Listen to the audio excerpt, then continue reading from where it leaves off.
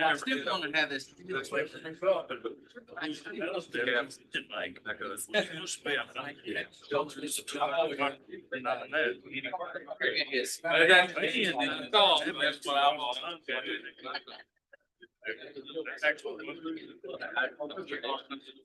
So the whole spirit, I don't even know if it's.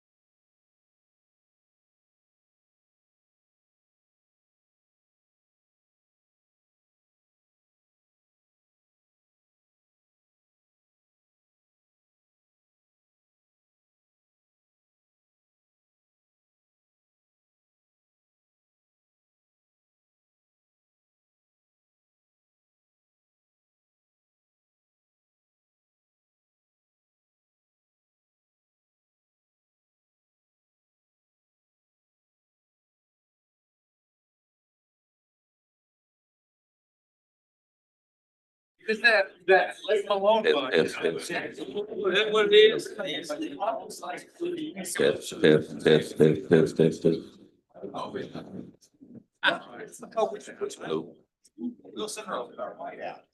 Testing 1, 2, 3. Wait, I'll make it great. I'll vote. We hear you. Test. All right, we're good. All right, it's time to get started. But if you would, please stand. We'll have Judge Young will lead us in our pledge and Judge Gillum in our prayer. Flag. I pledge allegiance to the flag of the United States of America and to the republic for which it stands, one nation, under God, indivisible, with liberty and justice for all. Let's pray. Father God, we come to you today. We just lift you up. We pray over this meeting and the work that these men and women are doing each and every day for your kingdom. Lord, give us guidance and wisdom as we listen of opportunities that will help enhance our communities. We ask all these things in Christ's name. Amen. All right, I will entertain a motion to approve the minutes from our last meeting. Make a motion. Is there a second? All those in favor, say aye. Any opposed? All right, Mr. Lee Wilson with our financial report. Good everyone.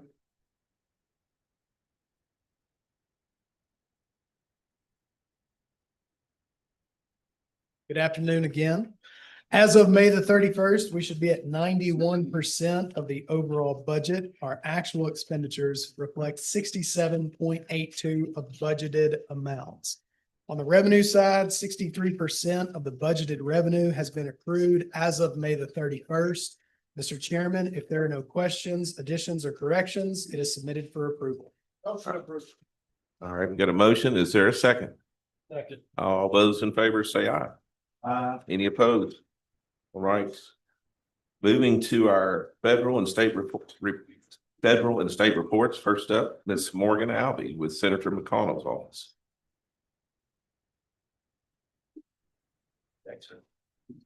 Good afternoon, everyone. Just a few updates from a legislative standpoint. Last week, the Senate passed the latest reconciliation bill that contained some of the elements of DHS funding that were not included in the original DHS bill a few months ago. So that has passed the Senate. That is on to the House.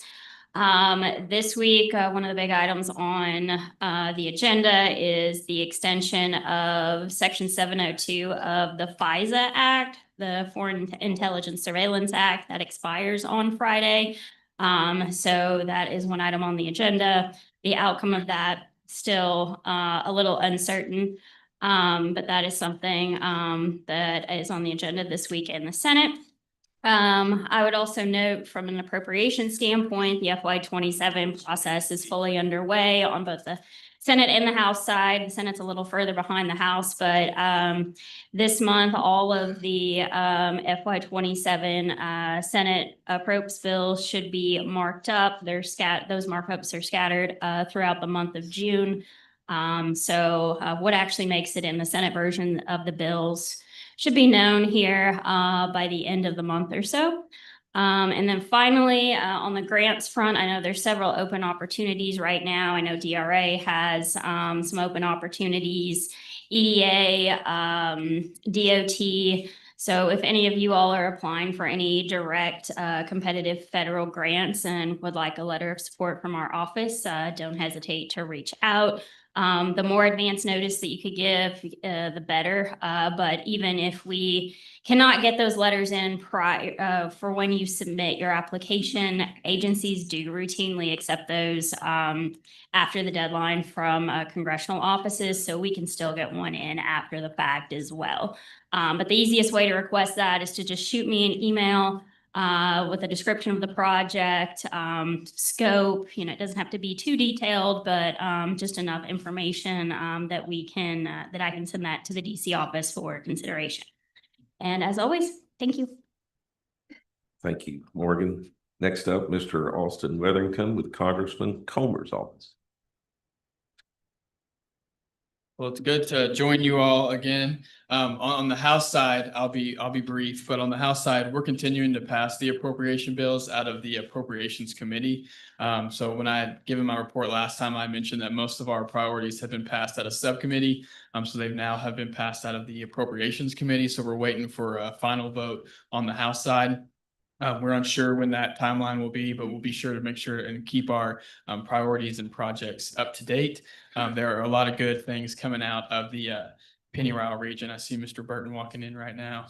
But we are looking forward for another good appropriation year. And of course, if we can be helpful through a letter of support with grants like Morgan had mentioned, please reach out to our office. We'll be glad to try and connect you to some of the federal agencies that you all are interested in going after these grants with. But again, thank you all for letting us be here and good to see you all. Thank you, Austin. Next, we have Representative Chris Freeland.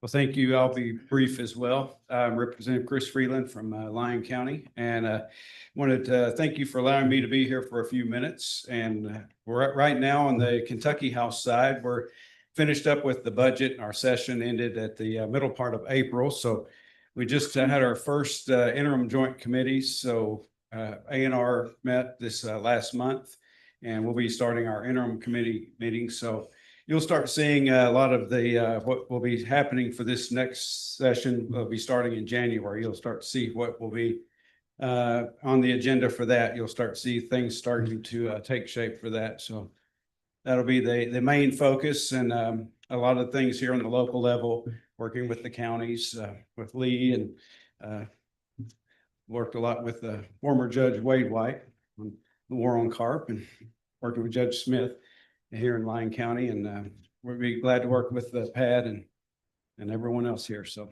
but not a lot going on at the exact moment. Just got back from New Orleans, got to see the pump stations and levees, and to see how $15 billion of federal money was put to use, and is very interesting to see. And extreme weather, I do serve on that task force here in Frankfort, here with the tornadoes and floods here in Kentucky. So see how that was working and see how we can do better here in Kentucky as far as that goes. But thank you very much. Thank you. Thank you. Next, Representative Randy Bridges. I think I can do it from back here. Representative Friedland covered the main part. You know, we got the budget squared away back in April. And contrary to a lot of opinions, we're proud the budget went forward, and you know, considering we got no numbers from the executive branch to work the budget, you know, just keep that in mind. But you know, things are looking good. I'm glad to be here. And what I'd like to say more than anything, I happened to be in DC a few weeks ago, and I'm extremely grateful for those we've got. Senator McConnell's office, Congressman Comer, Congressman Barr's office, for their support locally here in Western Kentucky. Our voices are being heard, and I got to meet with them individually and hear that. So that is very encouraging what the future holds for Kentucky. Thank you. Thank you. Next, Mr. Alex Caldwell with Governor Beshear's office.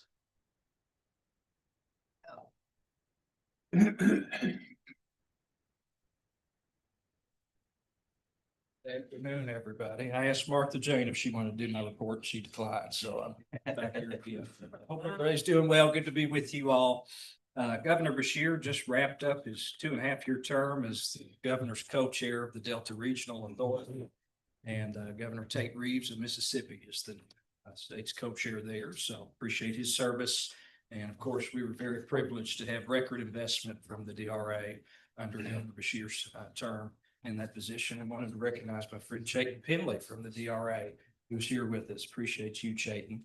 Next week is the Judges and Magistrates Conference in Lexington. Look forward to seeing many of you all there. Commissioner Bobby Joe Lewis will be giving a session about rural roads, so I hope you all can attend that session with her as well.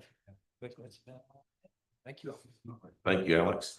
Ms. Martha Jane, did you have anything? Seems like it's a slow news day today. You're about to make it though. Am I gonna make it? Yeah.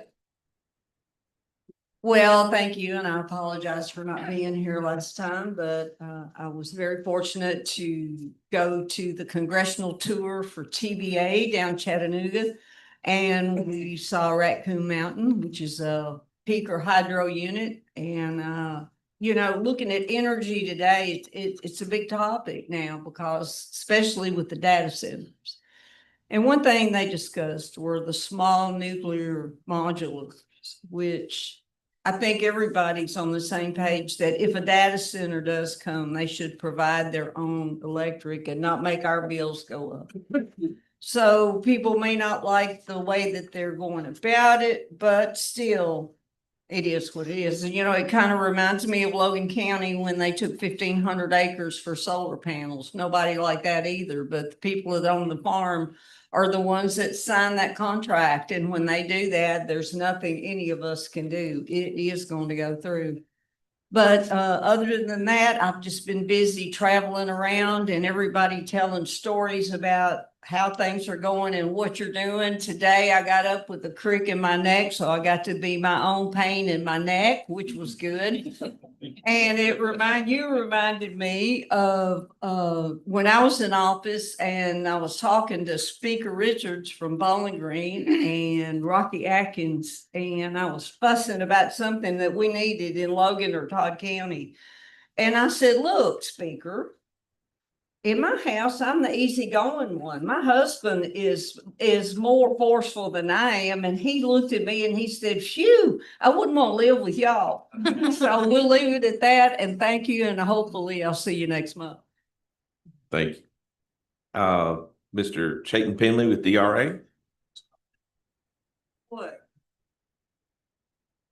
Show it. Hello, everyone. I'll be brief as well. I just have a few things to share. I am the workforce program analyst at DRA. If I haven't got to meet most of the people in this room, but I handle our workforce programs. But some of our notable announcements, of course, are CDAP and SIF that were previously mentioned. I'm going to let Amy go into more details regarding those programs. But for my program with Workforce, we recently closed the FY 2026 application cycle for the Delta Workforce Program. We're currently under application review. We're hoping to have announcements out for that in end of July, early August, and then hopefully start the program between August and September. And then for upcoming workforce funding opportunities, the U.S. Department of Labor Work 7 FOA will be releasing soon. We don't have an exact timeline as that is a partnership with the Department of Labor, so it's dependent on their schedule. But when that is announced, there will be an announcement made in our newsletter out to everyone. We don't have the exact award floor, award ceiling yet, so that will be announced with all the specifics with that. But so wanted to say thank you all for having me. Thank you, Chayton. Moving to staff reports, Community and Economic Development, Ms. Amy Fromm.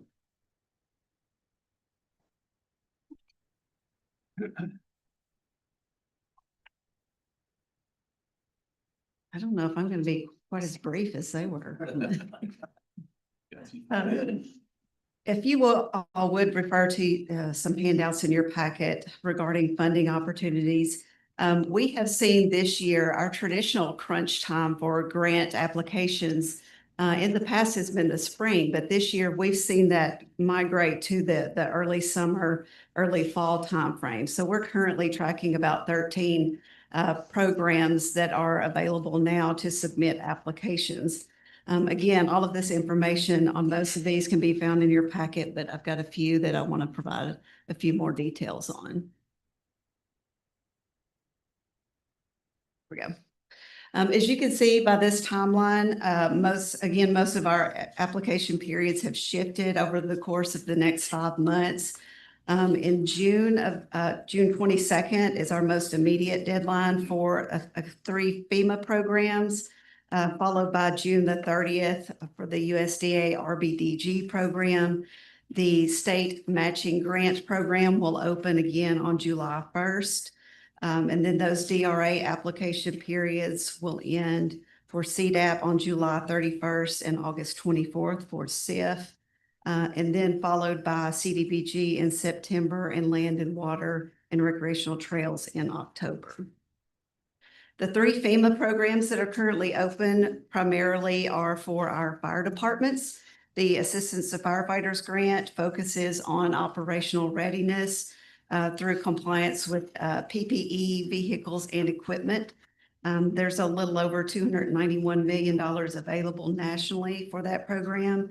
The match for that program it ranges between 5% and 15% depending on your population served. The Staffing for Adequate Fire and Emergency Response, or SAFER program, $324 million is available under that program, and that is primarily to increase the number of firefighters that you have. Recruitment and retention activities require a 0% match, while other hiring activities require a 25 to 65% match depending on the year and the activity that you're undertaking. The Fire Prevention and Safety Opportunity, that is a program that's dedicated to community risk reduction. So that's programs like the installation of smoke alarms and firefighter health research. And there is a 5% match on that program. FEMA does evaluate their application based more on metrics. So they will be asking for local call data, the age and condition of your equipment, service area demographics, your mutual aid agreements, or injury or near miss data on those calls. So we do need to provide a clear explanation of those risks and not just a general need statement for these opportunities. The next program is the USDA Rural Business Development Grant, the RBDG program. This program is designed to support economic development and job creation through business opportunity and enterprise projects. It can help communities strengthen the conditions that allow small businesses to start, grow, and stay in your local communities. There's just under $28 million available for this program nationally. So this program is very competitive, but the best projects seem to be focused on locally grounded projects that help those small businesses overcome barriers to remaining open in your local communities. There is no cost sharing requirement for this program, but that is always encouraged. This program does focus on businesses that have 50 or fewer employees with less than $1 million in revenue. There are two project types under this program. Enterprise projects, which can include land, buildings, equipment, infrastructure, revolving loan funds, or similar activities that support small rural businesses. And then opportunity projects, which can include feasibility studies, business plans, leadership training, strategic planning, and then other activities that help those businesses or a community prepare for that small business growth. And again, the application for the RBDG program, the application period ends on June the 30th. For our DRA programs, we've talked about those programs the last couple of months, but they did open up between our last meeting and today.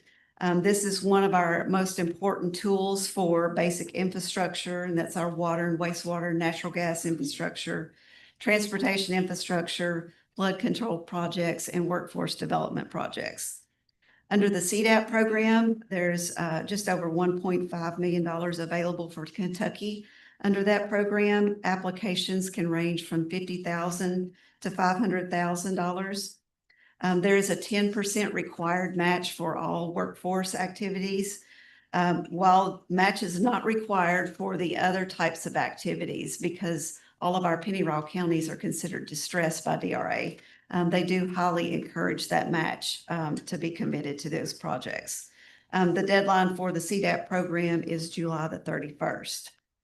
On the infrastructure side, the larger infrastructure side, the SIF program, there's $15 million available for the Delta region as a whole. Those applications have been reduced a little bit in the maximum amount from last year, ranging from $250,000 to $1 million. Again, match because we are distressed counties is not required, but it is highly encouraged. Excuse me. On those infrastructure projects, and this is for CDAP or CIF, regardless of which we're applying for. Those infrastructure projects do require a preliminary engineering report. So with those deadlines approaching in the next 60 to 90 days, I would encourage you all, if you're thinking about those applications, to go ahead and get with us and help us coordinate with your engineers to get those PERs complete.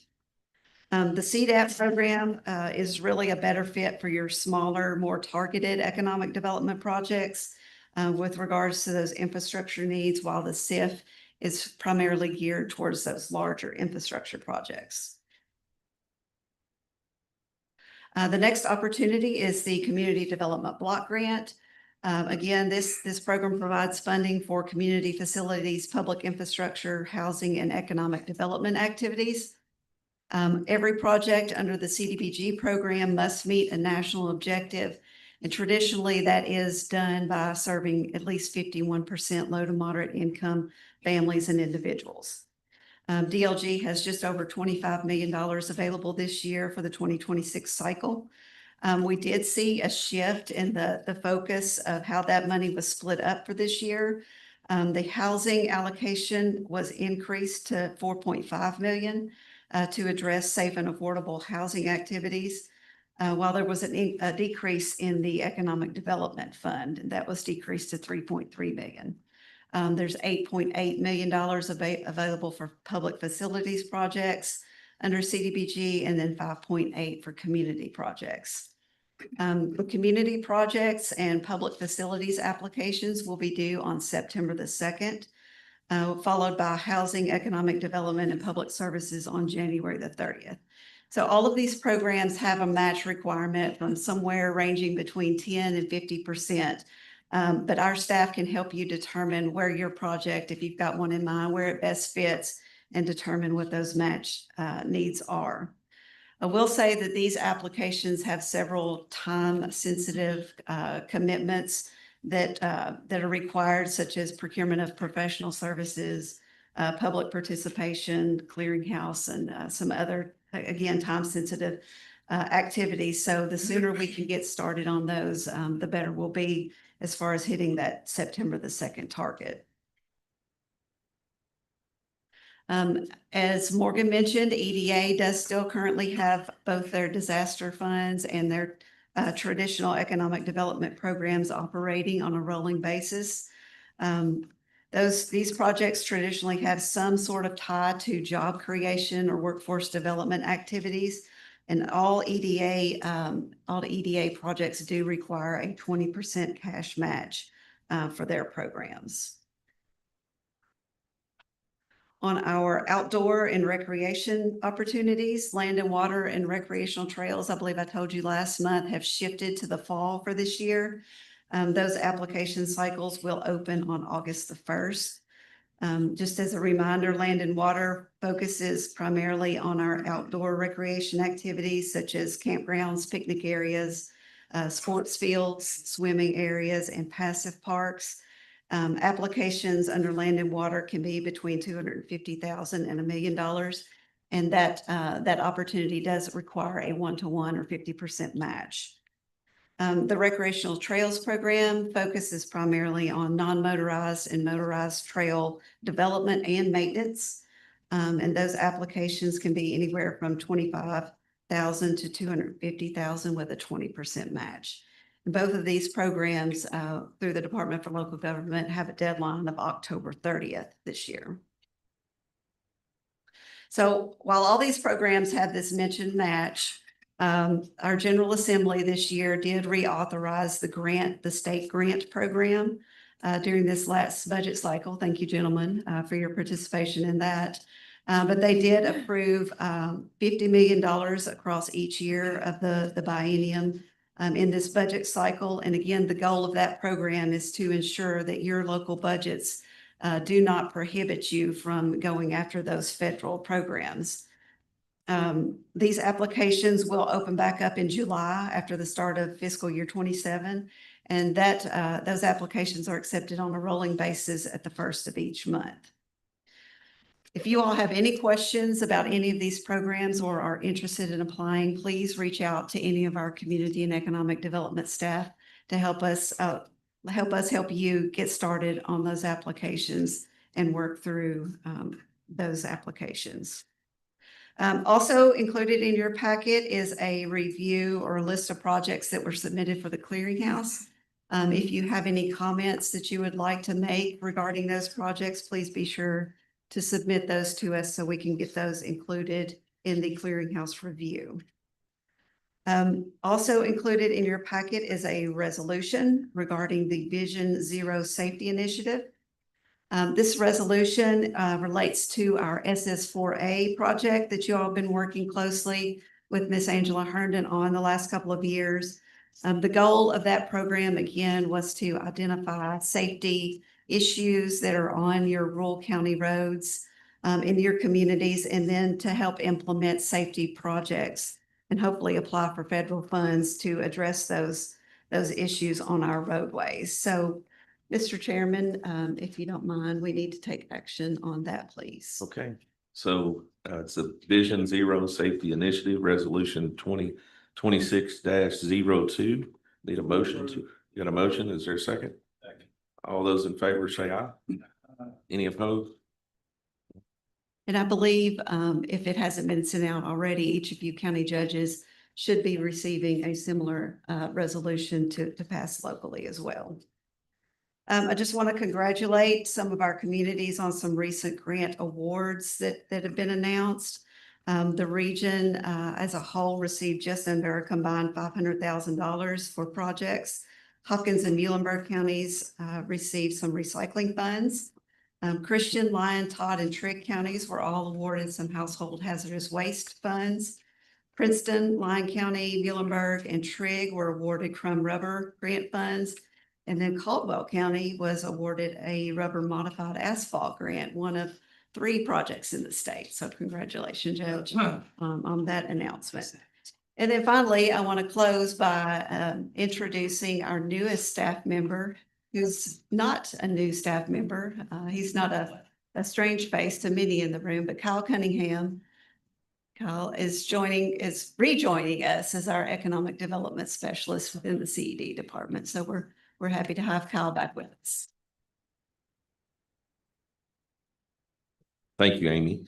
Moving to Health and Family Services, Ms. Amanda Stokes.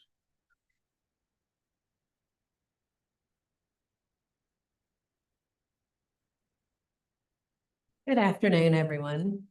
I'd like to draw your attention to June being Elder Abuse Awareness Month, along with June 15th being World Elder Abuse Awareness Day. We'll be sharing things on our social media throughout the month regarding elder abuse awareness. The campaign for the month aims to increase awareness about abuse, whether it's physical, emotional, or financial abuse, as well as neglect and exploitation of older adults. It emphasizes the critical connection in creating safer communities for older adults across our region. So as always, if you suspect abuse or neglect of older adults, please speak up.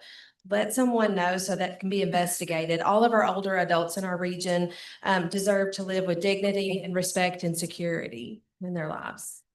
Within your board packet, I would like to draw your attention to a few things. You have the Health and Family Services Service Report for April of 2026, along with a wait list by county and program for our region. Lastly, I'd like to draw your attention to our home delivered meals allocation reduction.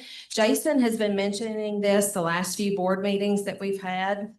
Just as a quick recap, last fall, we determined that there was going to be a shortfall of our nutrition service funds, and we reduced services from 5 days a week to 3 days a week in order to try to stretch that funding. At that time, we also started evaluating all of our existing home delivered meal clients to determine those that were most in need, as we needed to cut a few hundred individuals from that program. Fortunately, in October, there was an additional allocation of $9.1 million for nutrition services statewide. 10 total agencies ads across the state received that funding, and PeADD received $1.86 million of that. With that, we were able to increase services back to 5 days a week, and no clients had to be cut from the program. Unfortunately, now with our allocations for fiscal year 27, we're again facing another shortfall for home delivered meals. In your board packet, you will find a letter from the Kentucky Commissioner for the Department of Aging and Independent Living, Commissioner Elridge. We received this last week. It is formal notice of a reduction of $9.1 million in funding allocated for the expanded senior meals program, in addition to a 4% and 7% reduction across Dale programs. Now, at this time, we have not received our official allocations for FY 27. We have been informed that we will receive those on or before June 30th for implementation on July 1st. But we've also been instructed to start prioritizing our existing clients once again to determine those that are most in need. Currently, we serve approximately 750 home delivered meal clients across the region. With the prioritization process, they offered some suggestions in the letter. Most of those we already have in place.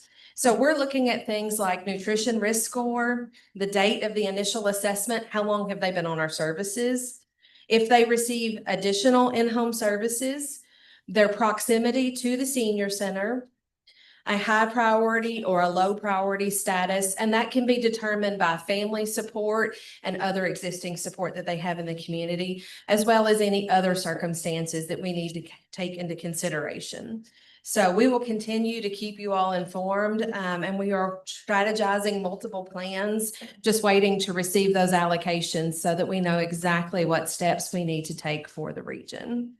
Are there any questions regarding that? All right.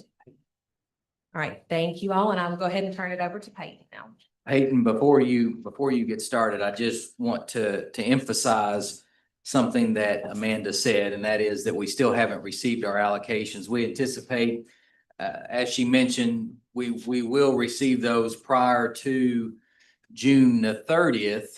However, I want to make sure you all are aware that we don't expect here, if we get our allocations and they are significantly lower, we don't expect to say come July 1 that a lot of folks are going to stop receiving those meals. Depending on the time frame, we will definitely give our seniors plenty of notice of when those meal services could potentially be interrupted. Again, we do understand that there are conversations that are taking place within the cabinet and with the governor's office. So hopefully between now and the end of the month, we'll have a better idea of what those amounts look like for the start of next fiscal year. Thank you. All right. Going to be very brief with you guys today. Hopefully we can bring a little bit more positive news in this report. I oversee our veterans program as well as our waiver programs here, Peniel region, for those individuals that may be new. Both programs are very similar in structure. They're aimed at basically getting services into these homes for these disabled individuals to keep them in their home, prevent or prolong being institutionalized. Both of them are pretty similar as the way they're geared to. However, with our waiver program, those are geared towards individuals from birth all the way up to, I think we've had people over 106 years old and all in between in all forms of diagnosis. With our BDC program, obviously it's self-explanatory. That is for our disabled veterans in our region. So with waiver, I just want to give you a brief update on the numbers. This number does change. It fluctuates daily almost. We're looking at serving 336 active clients, have 46 pending clients, and effective July 1st of 2026, we are expecting new slots. Every individual that comes in waiver basically has to have what they call a slot. It's an allocated slot incorporated into their budget and basically allows another individual to access those services. And so effective July 1st, 2026, there are new slots that are supposed to start hitting. Those are not specifically towards one specific area development district. That you never know. Well, you may get 1, you may get 5, you may get 10. As far as how they allocate those on the state level, we are not We don't know that yet. So that's good news that we are continuing to grow. They're continuing to add slots to the program. So the program with HCB will continue to grow. Before we get into VDC, I did want to introduce, if she will stand up, Miss Brittany Cornelius, which is in the back of the room here. Miss Brittany comes to us. She is a new social services case manager, and she is staying here because of program growth. And so that makes us happy. So welcome, Miss Brittany. Moving on to our VDC, also known as Veterans Directed Care Program. Same concept. Our numbers there, we did pass a milestone. We have reached 500 active clients. We have 97 pending, which Jessie, wherever she's at, that's probably changed already this morning. And so that program continues to grow and grow at a rapid pace. We have had some more positive news. Effective July 1st, 2026, we are bringing on Northern Kentucky Area Development District / Area Agency under our hub and spoke model. That will add this resource to our veterans in 8 additional counties. We've also been spending a lot of time lately working with it's Dayton, Ohio VA Medical Center. With the way the VA works and the veterans program works, a lot of times we will target specific areas, but a lot of times VA medical centers actually will say, hey, we've got a lot of individuals, a lot of veterans in this region that are disabled. They need help.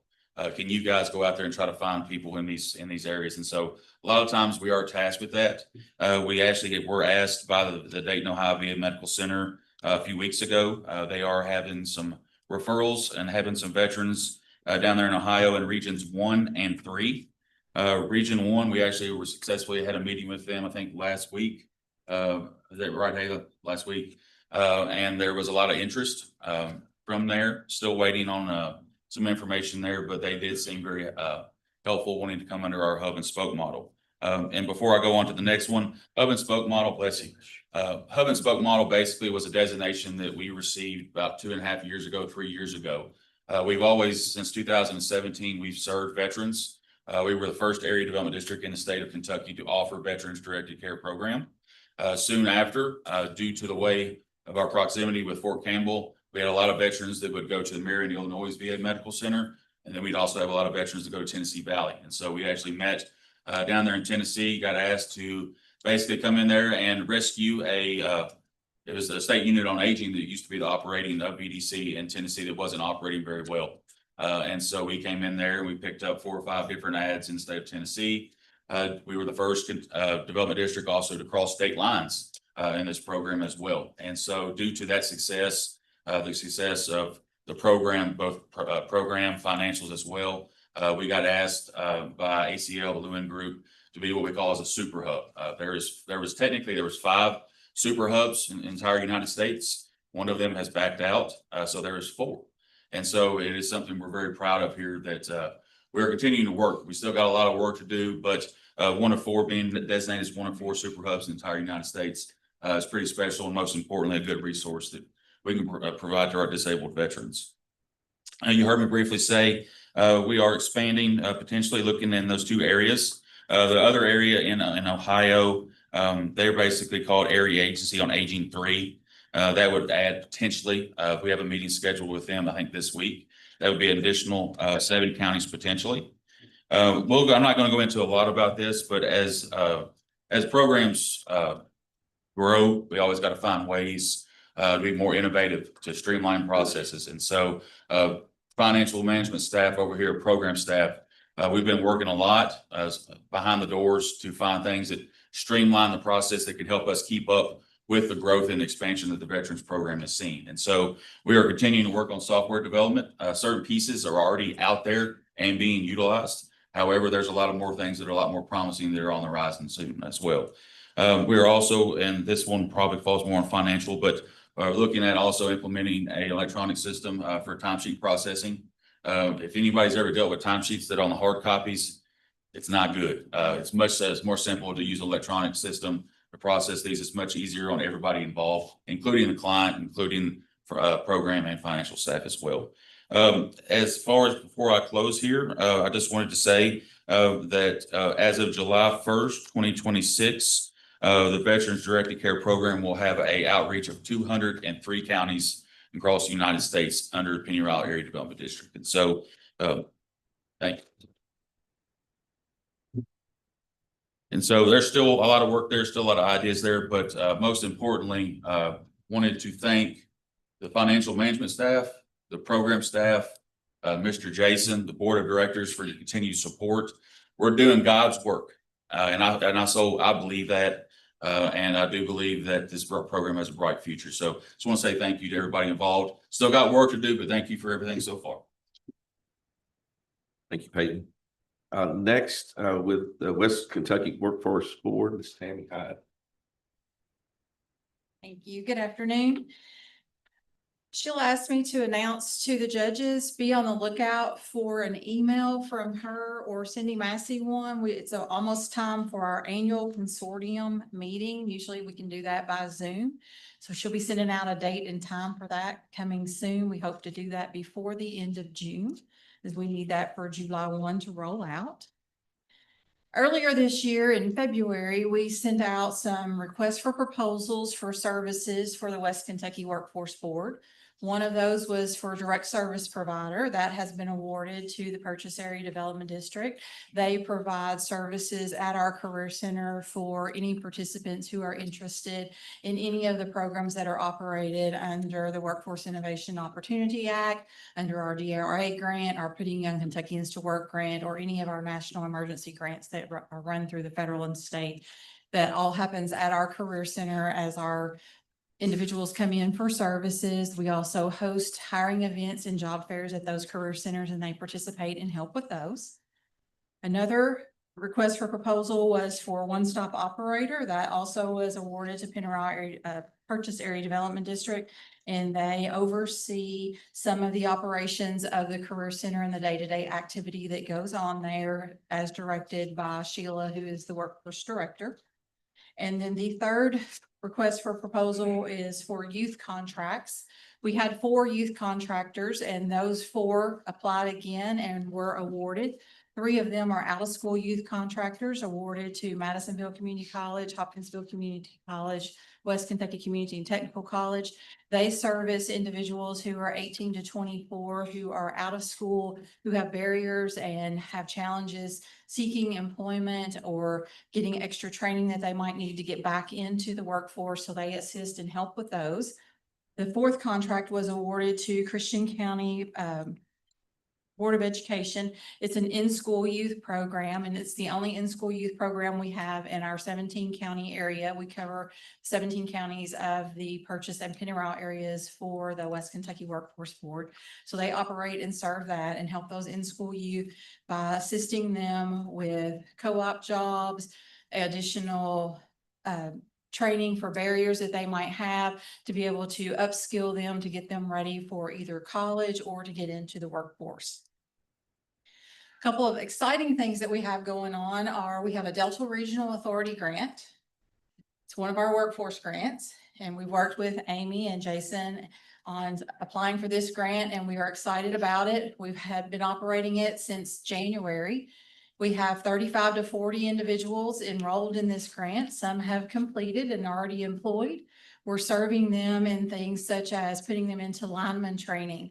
We have recently partnered with Lyon and Livingston County EMS to work with some of their current EMTs to increase their skill capacity to become paramedics. And so they have partnered with Hopkinsville Fire Department on making this happen. So we are excited about the opportunity to be able to work with them on that grant, through this grant on that opportunity, because that allows them to have a larger community impact of what they're doing. A couple of the individuals that will be going through the paramedic training will also be able to train paramedics at the end of it once they receive their certification. So we feel that that will help increase the community impact in futuristic ways further down the line and be able to help other counties who might also have an interest in this type of thing. Other things that we're training in are on-the-job training opportunities, in which we do that with all of our grants, but this allows us to do this on a different scale and a different level.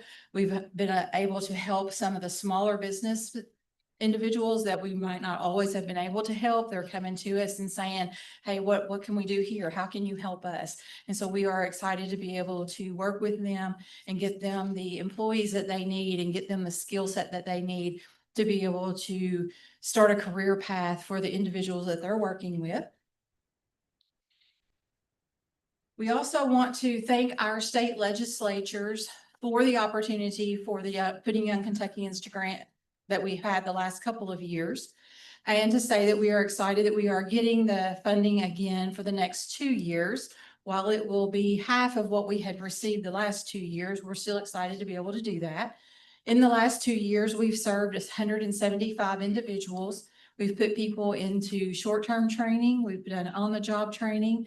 Some of the short-term training opportunities we've had are linemen, CDL, welding, CNA. We had several people who just completed their lineman training in May.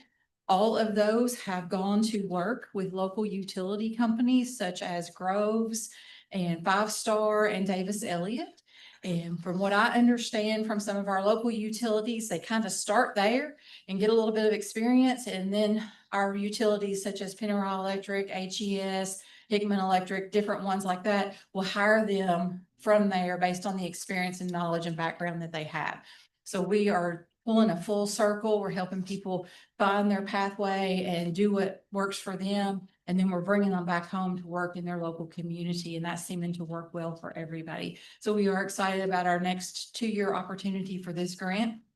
We were able to serve 175 individuals over the last 2 years.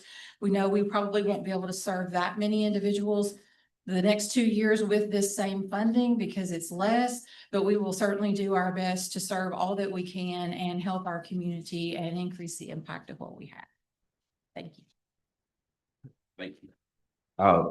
I missed Mr. Brian Blank with Fish and Wildlife. Sorry about that. Come on up, please.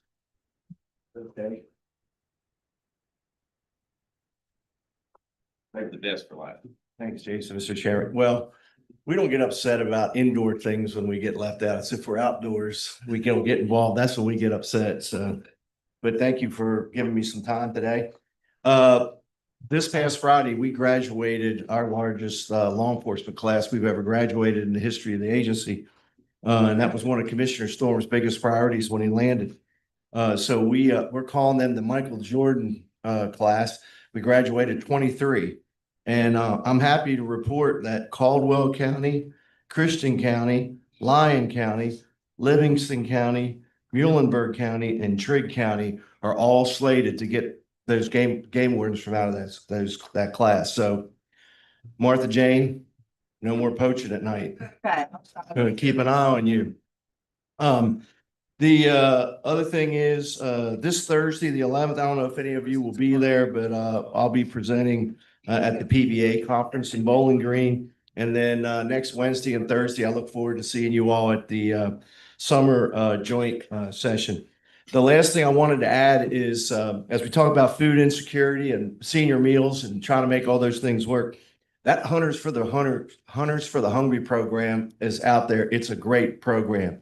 We have over 1 million deer running around out there. When Daniel Boone came through Cumberland Gap, the most generous estimates are that we might have had 500,000 deer. So over 1 million deer, that's a lot of protein out there running around that if we get it in the right channels and work through Hunters for the Hungry, we can get that to some of these people in need and people that are experiencing food insecurity. And I just want to give a shout out to Angela up at the Purchase region. Last year, she served 20 different food banks and increased the donation of deer meat by 1,000 pounds. So the opportunities there, if you need information from me or I can help you on the county level or on the ad level, let us know because that's a great program and but there's a lot of opportunity there, a lot of opportunity for growth, and we'll be glad to work with you and help you on that. Thank you all very much. Thank you. Moving to new business, the monthly code of ethics report, no issues to report.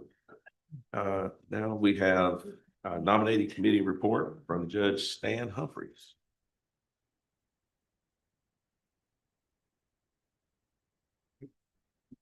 I tell you, it's been a slow meeting when that takes place. Put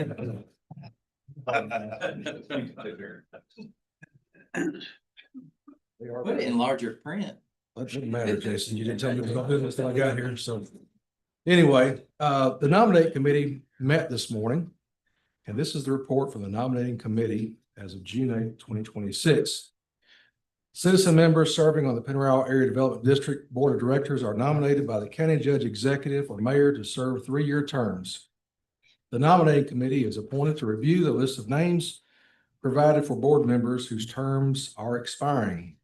The nominating committee currently consists of Mayor Arthur Green from Elkton. Raise your hand. There you go. All right. Bart Frazier, citizen member from Crittenden County, who's not here today, and myself. As a member of the nominating committee, I present the following slate of candidates to be appointed or reappointed and serve 3-year terms on the board of directors of the Penarol Area Development District beginning July 1st, 2026. Robert Bart Frazier from Crittenden County is being reappointed. Mayor Jenny Sewell from Hopkins County as the mayor of Dawson Springs is being reappointed. Alan Wilson, who will represent Livingston County, is being newly appointed. Alan is the county attorney for Livingston County. Wade White from Lyon County is being reappointed. Lee Wilson from Lyon County is being reappointed. Beth Sumner from Trigg is being reappointed, as well as Todd Wallace from Trigg being reappointed. Mr. Chairman, I move the recommendation of the nominating committee be accepted as read. Is there a motion to accept? Got a motion? Is there a second? Second. All those in favor say aye. Any opposed? All right. All right. Questions. No questions. I didn't give the question time, did it? All right. Okay. Now we're to our guest speaker. We have Mr. Travis Burton, State Director with USDA Kentucky. Please welcome Mr. Travis Burton.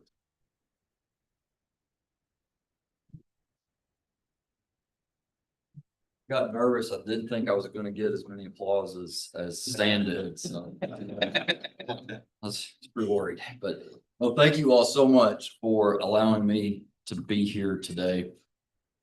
Sorry, I was running a couple minutes late. I had to get from Garrett County to Lexington to Hopkinsville, and it's quite the commute on one cup of coffee. But I really appreciate anytime I get to talk to our ad districts. You all do such tremendous work leading the fight in our communities to move the needle forward and make living in rural Kentucky to continue to be the best place to live, work, and raise a family. And that's what we're all about at USDA Rural Development, and we're our focus. And what the ad districts do, the leaders that make up the ads, we work hand in hand to make that happen. And so before I say anything else, I think I would be doing a disservice if I didn't say thank you all for everything you do. Getting to just listen to all of the reports, what is accomplished day in and day out is truly tremendous and noticed and appreciated. So I just want to run through a little bit about USDA Rural Development, what we do at our agency, how we do it, where we're at. If you have any questions, I'm going to be around for a few minutes, happy to answer those. And so we'll just jump right into it, hopefully. Yeah, there we go. So our offices are located across Kentucky. You all are probably familiar with Farm Service Agency. They have a lot more offices than we do, but our rural development offices are located geographically throughout the state from east to west. Our team members, if you walk into our office in Mayfield, it's possible they may help you if we've got a project going on in Eastern Kentucky. Our teams all work together. We have various programs under our umbrella, and no matter where they're located, they help throughout the state. But if you need something, if you need us in person, we're so happy to meet with you and encourage you to come by one of our offices located throughout the state. Those programs I mentioned, we have 3 main programs that we work through to direct resources to Kentucky. We have our rural business department. We have community facilities, which I know we do a lot of work with you all on. And we have affordable housing that we work to make sure that those in rural Kentucky that are interested in home ownership can achieve it. Under President Trump, in this administration, since he's been back in office, we've been able to direct over $1.5 billion to the state. And that's significant investment in our rural communities, but we're just getting started and we've got a lot of work going on. We work so closely with many of you all, many of the businesses in your communities, and of course with our friends in Congress, Congressman Comer and see Morgan from Senator McConnell's office. And we really value, they do a great job of keeping in touch, letting us know what's going on, seeing how we can work together. Sometimes funding plays well together. Sometimes when Congressman Comer secures investments for this district, it runs through us. We have to administer it and answer the phone every day when Austin calls to see how that project is going and if it's ready yet. So they do just a great job advocating for the communities in this area, and we appreciate our working relationship with them. In this area, what those numbers look like are $102 million, and that is represented through over 150 families that we've helped buy, build, or repair a home. We've also seen significant investments. We were here a few months back. Alan was the MC when we celebrated Livingston Hospital working through one of our programs to get the investments they needed to expand their services.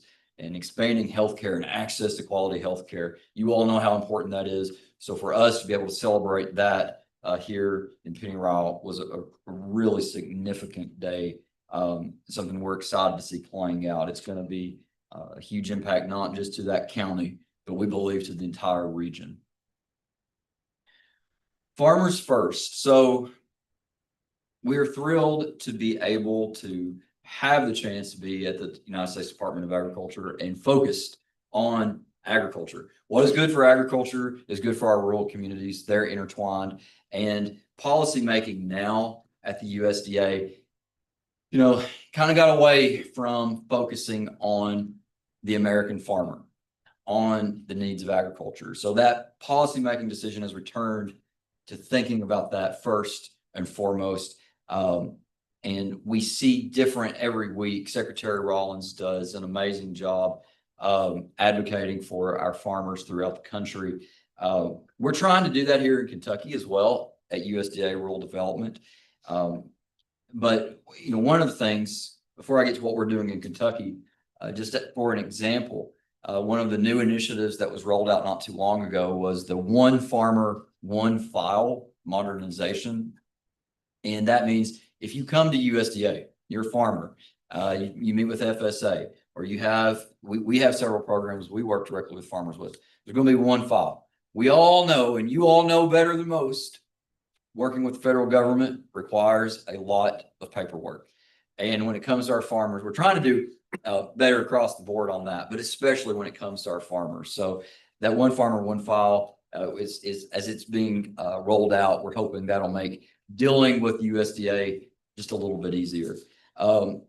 Since I was sworn in last May, we have worked diligently to partner with the Kentucky Department of Agriculture. Before this administration, USDA Rural Development and the Kentucky Department of Agriculture had never sat down in a room together and just talked about what programs do we have, what programs does the state have, what do they know that is happening on the ground, what do we know that is happening on the ground. So we've had those conversations. We're now meeting at least once a month, sometimes more, just to talk about the different grant windows that get opened, different loan opportunities, what's happening at KDA and the opportunities that they're offering, just to see if we've got any funds or resources that can play well together. Again, all about serving Kentucky's agriculture community. We are also working more closely than ever with our sister agency, the Farm Service Agency. David Wayne and I talk just about daily. They are more customer facing. So as we have programs that can be utilized directly by farmers, we want to make sure we're communicating that with the FSA. So we're doing a lot. Long story short, to put farmers first, I feel like I'm doing a lot more talking every day, but we just want to make sure that we're getting the information out the best to our ability. We hear about food insecurity and the impact that food has on our health. So we're also, one of the things we're focused on is finding ways that our programs can help advance the Making America Healthy Again initiative. Food is Medicine initiative here in Kentucky. We want to make sure that our resources are going to those things that are going to help farmers and going to help the health of Kentuckians. So we'll dive in just real quickly. And I'll tell you, before I talk about these programs, the most important thing you can do, if you need to take a little nap, I know you had some good looking food out there. Those desserts looked great. You can snooze right now, but we'll just wake up for the very last slide. That's when we're going to have the contact information. And I do want you to take a picture of that slide just in case you do have any follow-up questions or want to reach out to us. But I'll run through kind of our main programs. Our single family housing, like I said, it exists to provide direct and guaranteed home purchase loans for those who want to achieve that American dream of home ownership. We are here to help. We have various loan programs. We even have a few grant programs in certain situations and following disasters that we can be helpful with.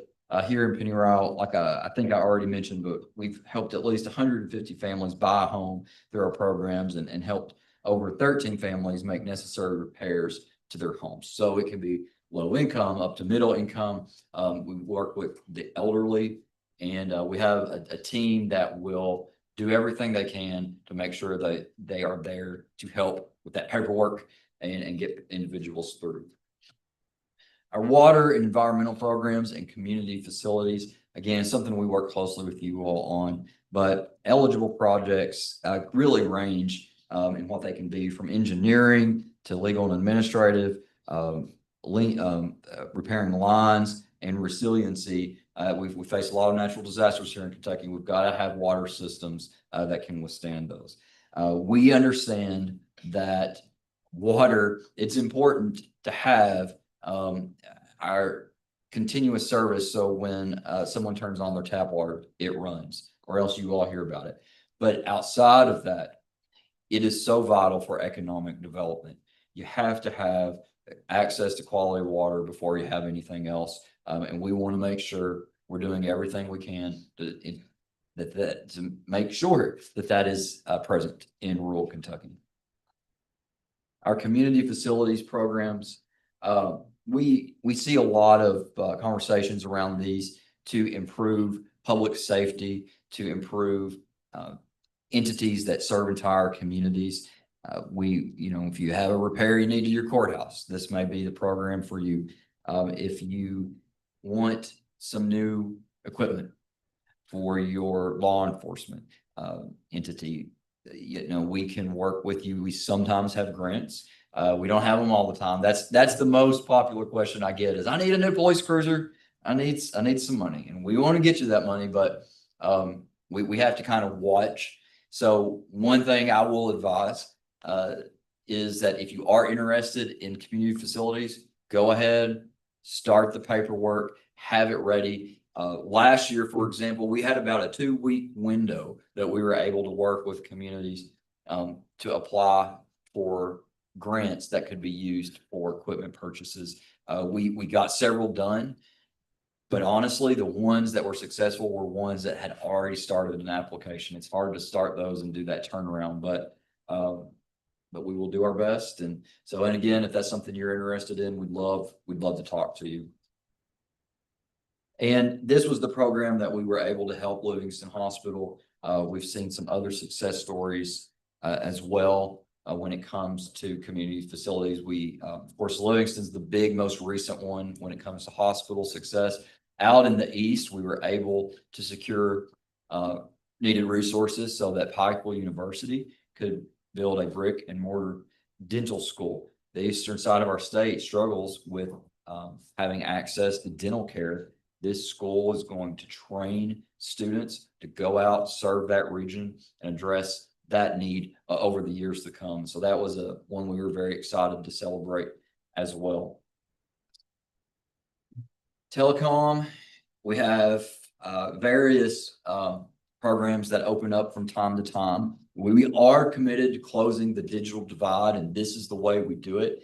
It wasn't that long ago. We were in Crittenden County celebrating the school system receiving a distance learning and telemedicine grant.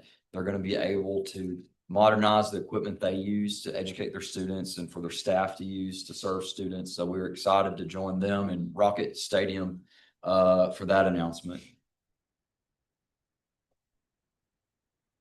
And our rural business programs, and I think Reginald's here with me. He's from our Madisonville office and helps with this program. But this is where we're able to help local businesses do things like job training, or nonprofit entities do job training. We have different ways we support business growth, and this is one of our areas we're doing a lot. Now, you heard about the RBDG grant that was open. I won't repeat all of that, but that's one that is open right now.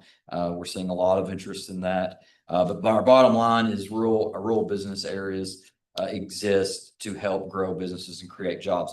And I will say, I feel like traditionally groups like for you all, this is not a program that you have heard a lot about in years past. I do want to change that. I want our judges, I want our magistrates, I want our county attorneys to know about this program, because you all are the ones with offices on Main Street. You're hearing who wants to open, or who wants to refurbish a building, or who wants to hire more workers. You all hear about it. So please, if you have a business owner and they're talking about that, send them our way. We will do our best to help them grow, because that's going to mean more jobs for your communities, and we want to be a part of that. We do have several specialty programs under our business pillar. We have a relending program. We have the RBDG program we mentioned. Our value added producer grant. This is one I love to talk about, because it is we have such solid success stories of this grant here in Kentucky. The first program I learned about when I got this position was our value added, because it under President Trump's first administration, the Kentucky Cattlemen's applied for this, and they were able to use this grant to create a label so that they could source their product across the state and sell it to you all and to everyone in Kentucky under the Beef Solutions label. And that's Kentucky beef available in Kroger.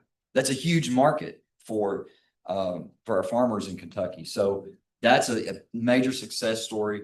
And it's it kind of starts as the example. If you grow tomatoes and you want to make salsa and sell it, this would be the grant for you.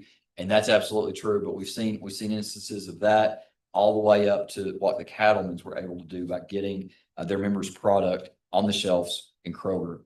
Right now, our meat and poultry processing expansion program is open. Secretary Rollins was just in Virginia the other day talking about this. This is an excellent way to help grow capacity in our small processing plants for meat or poultry. So if you all have anyone, please send them our way. We did see another major success in Kentucky through this program recently in Caldwell County with Better for Butchery, who I believe you all maybe talked with last meeting or working with. But they're an amazing company that's doing great things, sourcing from Kentucky farms. And we're thrilled to see how well they're doing. But they used this grant to get their facility back up and going there in Caldwell County, creating jobs, creating opportunities for farmers. We love to see it. This is something that is a high priority of Secretary Rollins and President Trump. So if you all know of anybody that would be interested, please send them our way. This one is open, I believe, until early August. We have a webinar coming up in a week or two that if you have an individual that wants to learn more, needs to have questions about what the application would look like, let us know. We'll get them signed up, get them the information they need. And B&I, is our big program under this pillar. It helps us create jobs and stimulate rural economies by providing financial backing for rural businesses. This can be used for acquisition, startup, expansion of businesses that create rural employment.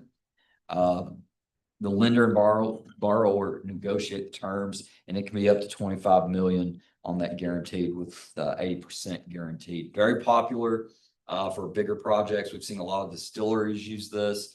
You're going to hear a lot about, I think, now it's on the other side of the state, but Horse Soldier, for example, over in Pulaski County, they're on mine. I'm getting all their stuff on Facebook right now. They're getting ready to do their grand opening around the 4th of July. Of course, this is a pretty big 4th of July for our country, but they're having a big rodeo and big kickoff to their grand opening. But they used our B&I program, big success story that we're excited to join them in celebrating.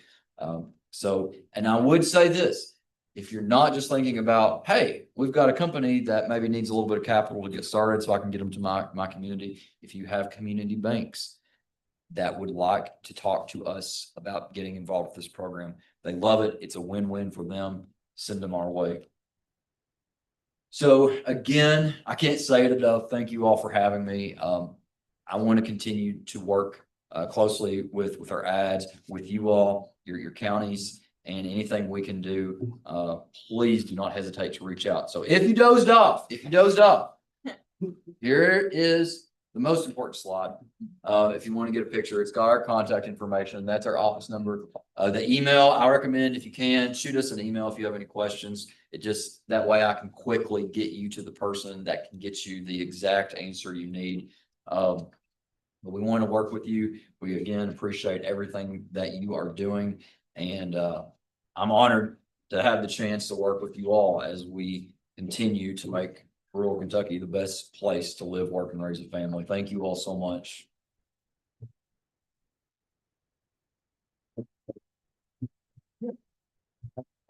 You have time for questions? Any questions for Travis?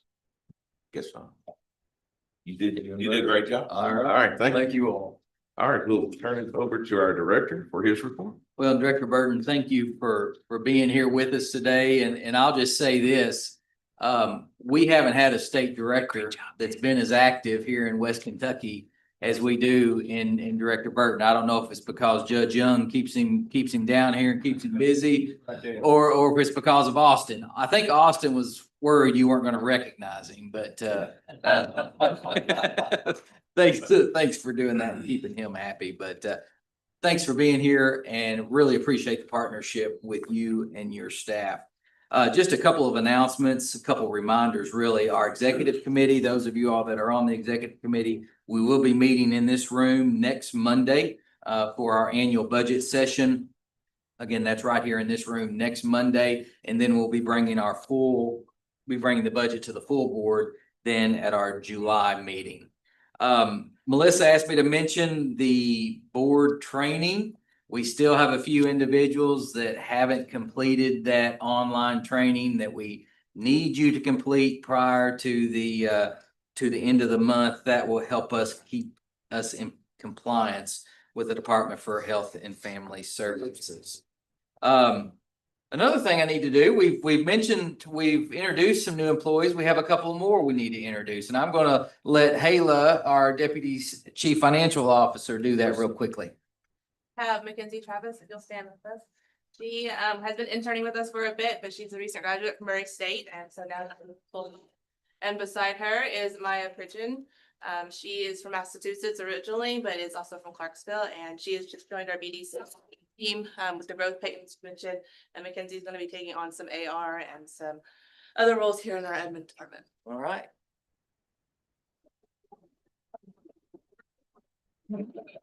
Thank you, Hayla, for those introductions. And I'll just, in closing, Mr. Chairman, today is our formal annual meeting. So appreciate you all being here for that. As a reminder, our annual dinner will take place in September, on the second Monday, September the 14th. But thank you all for being here today. And since it is our annual meeting, we've had a lot going on.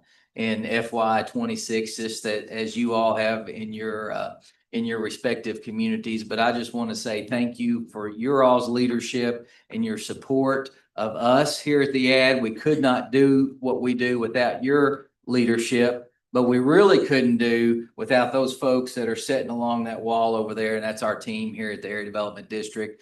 They're the ones that do all the hard work, and we couldn't get what we do. Couldn't get what we get done without them. So I just want to recognize every one of them and thank them. And that's all I have, Mr. Chairman, unless anyone has any questions. Any questions? Any other business? Entertain a motion to adjourn. Got 10. All right. All those in favor, say aye. Any opposed may stay. Time.